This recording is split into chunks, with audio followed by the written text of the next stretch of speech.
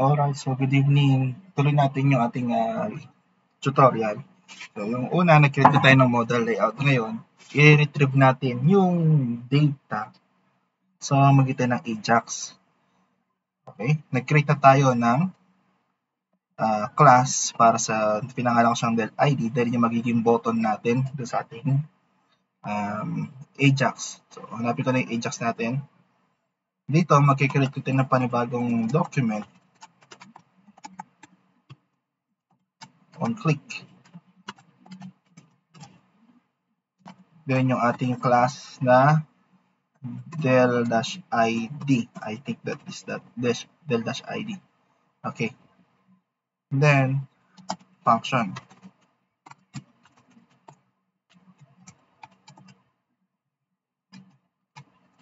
So, same lang, no? Yung sa taas, yung ginawa natin ng last tutorial. Copy ko na lang itong dalawang to. Ayan, then, kunin ko na lang yung same variable nila. Tapos, test muna natin kung gagana ba. Alert muna tayo. Alert na ID. Okay.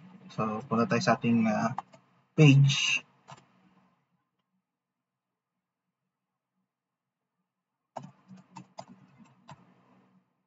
Pag click ko to, dapat mag-alert siya ng 3. Ayan. So, gumagana na yung ating button. Next, kailangan natin ng Ajax for request ng data sa PHP. Una, URL tayo. So, same lang din. Same file na lang din para natin mag-create ng bagong file. Ayan. Para mabilis din, copy ko na lang to. Ayan, hanggang dito lang.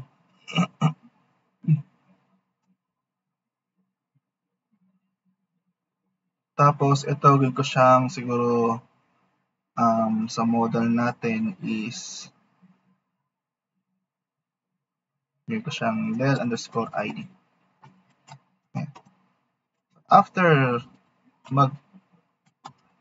lahat ng options natin is gumana, magkikreate tayo ng function para kunin yung mga data na yan. Okay. So, una, kaya natin kunin yung value ng ID na ipapasa natin doon sa ating modal. .val data.id. So, bago muna sa lahat yan, hindi gagana yung ating file, ating Ajax. Kasi kailangan natin yan ayusin sa ating retrieve.php. Okay? So, dito, mag-create lang tayo ng natin panibagong if isset button. If isset yung ating del_id is kung nakaset. Create lang tayo ng variable. So, kunin ko na lang din to para pares lang naman yung dalawang yan. So, ito yung disadvantage ng procedural eh. Paulit-ulit yung codes na isang naman pinagkuha natin. Yan ang disadvantage ng procedural. Okay? So, okay na lahat. Okay. So, tingnan natin kung gagana na. Kapag i-refresh ko yung page, click natin. Okay, hindi. Okay, saglit lang. Sa ating retrieve.id.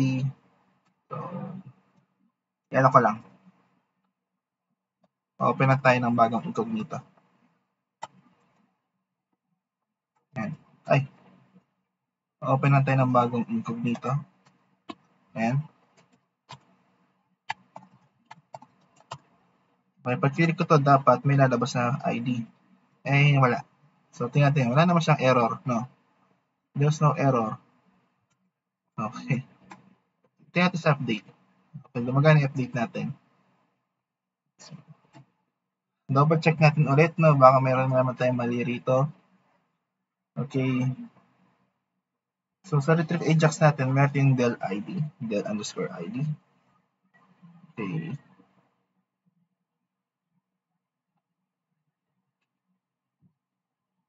Ang ID natin doon sa modal ay ID. Okay, tama. So, by the way nga pala, no, baka hindi ko nasabi to, $sign sa jQuery, gumagamit tayo ng pag-select ng either class. Okay? Tingnan natin baka may error na naman ako.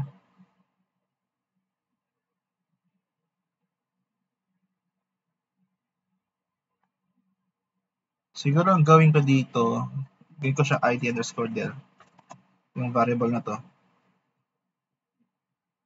Ayan. Tapos, okay, so tingnan natin. Try natin mag-alert muna. Alert data.id, I think.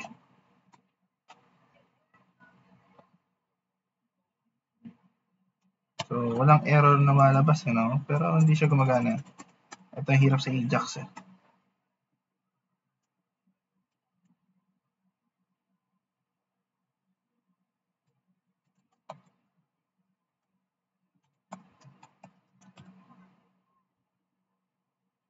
Okay.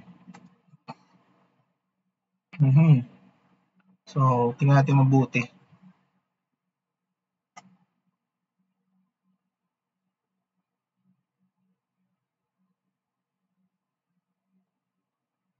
Okay.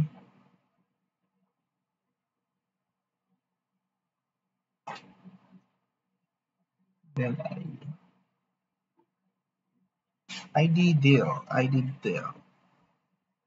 ID. So, ito yun eh.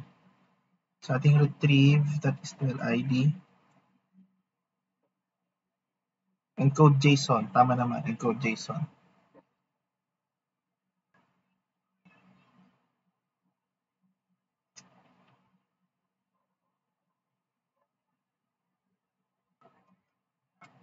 So, tingnan natin kung may error na tayo doon. So, type ko lang retrieve.php. So, blanco. So, isipin natin error doon. Wala tayong error sa retrieve.php. Double check natin yung console at yung network. So, pag click ko si delete button, nakita nyo, ito, status gumagana siya. Status okay. Ngayon, nababasa yung ating file. Okay. Sa console.log, tingnan natin.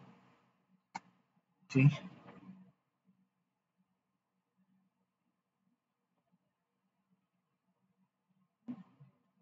Subukan ko lang muna mag-alert para sa ID del.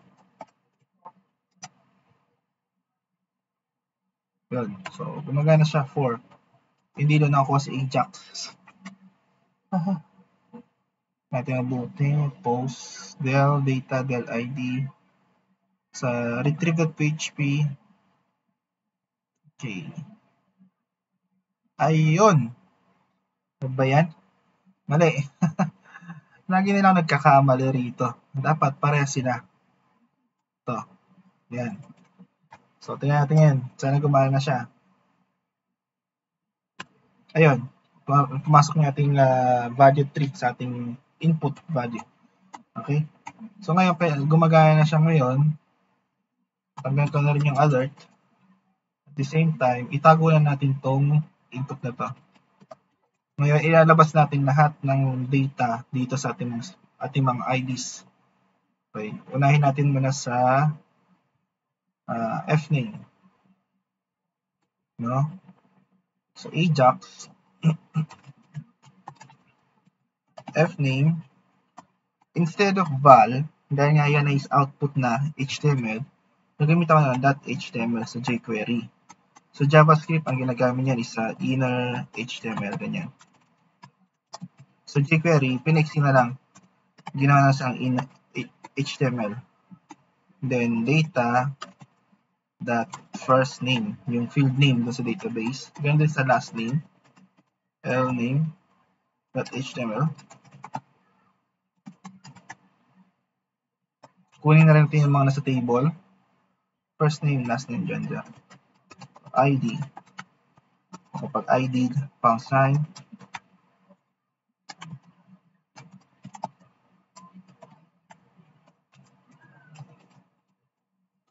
First name. HTML din. Kasi mga output na lahat yan. That first name then yung ating gender, ID.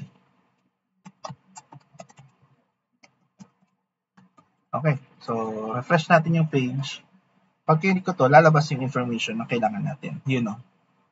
At the same time, pwede nyo na i-delete kung gusto nyo. Ayan. Medyo ayusin natin ng konti yung ating modal para makakita natin talaga. So, dito sa span tags, lagyan ko siya ng class. Oops. Okay. Plus, text dash uppercase. Hindi na. Danger na lang. Bolder, tapos nagiging siya ng emphasize. Emphasize. Yan. Ganyan dito, emphasize din natin siya. Yan. So, para naka-slant na konti. Yan. Okay. Kulang, lagyan natin ng tanong kasi yan, lagyan natin ng question mark. Yan.